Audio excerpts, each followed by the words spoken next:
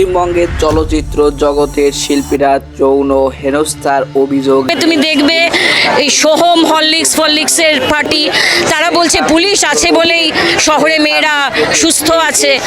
এই মানুষদেরকে আমরা অভিনেতা শ্রীরেখা মিত্রকে দিয়ে এর সূচনা হলো। সোমবার 26 আগস্ট তিনি কোচি সিটি পুলিশ কমিশনারের কাছে মানহানি পরিচালক রঞ্জিত বালকৃষ্ণনের বিরুদ্ধে যৌন হেনস্থার লিখিত অভিযোগ দায়ের করেন। ভারতের গণমাধ্যম আনন্দবাজার পত্রিকা লিখেছেন, শ্রীরেখার অভিযোগ 2009 সালের ভালেরি মণিকম্ম পথিরাকো পাথকনিতে কথার অডিশনের সময় তার এদেরকে একদম নামিয়ে ফেলে।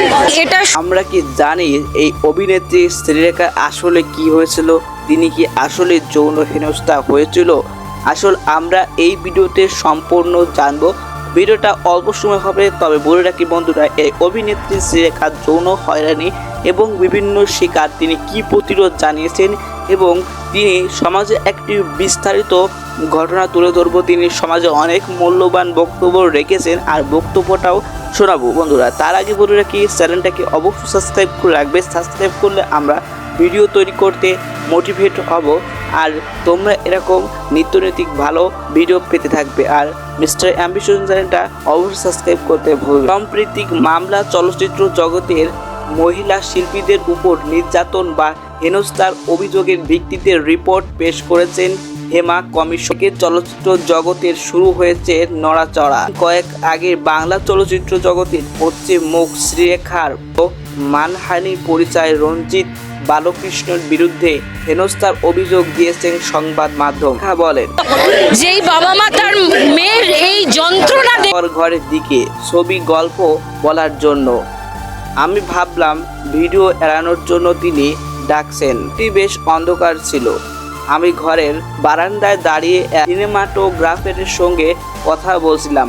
হঠাৎ করে হাতের চুড়িগুলো নিয়ে শুরু করলেন পরিচালক। বলেন, আমার অস্বস্তি হচ্ছিল, কারণ আমার সঙ্গে তার তেমন কোনো বন্ধুত্বও ছিল না, কিন্তু আমি নিশ্চিত হতে পারছিলাম না।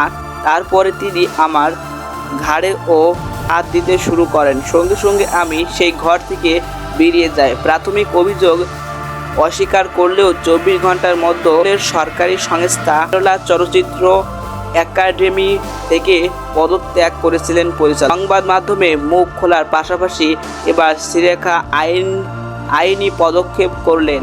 অভিনেত্রী জানিয়েছেন, যেহেতু এটা একটা অপরাধ, তাই শীঘ্রই আদালতের নির্দেশিকা অনুযায়ী লিখিত অভিযোগ দায়ের করেছেন। ইমেল করে আমার অভিযোগ দায়ের করেছে।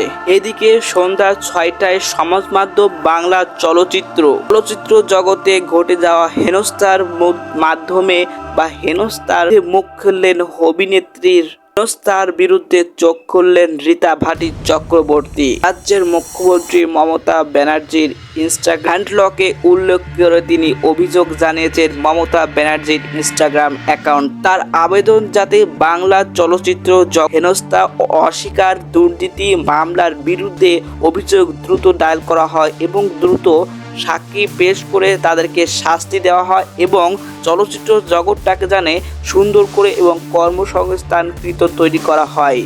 এই হেনস্থার ঘটনা প্রকাশ্যে এসেছে যেমন কমিশনের রিপোর্ট। আমি ভাবছি বাংলা চলচ্চিত্র জগতের কেন এই ধরনের পদক্ষেপ করা হচ্ছে না।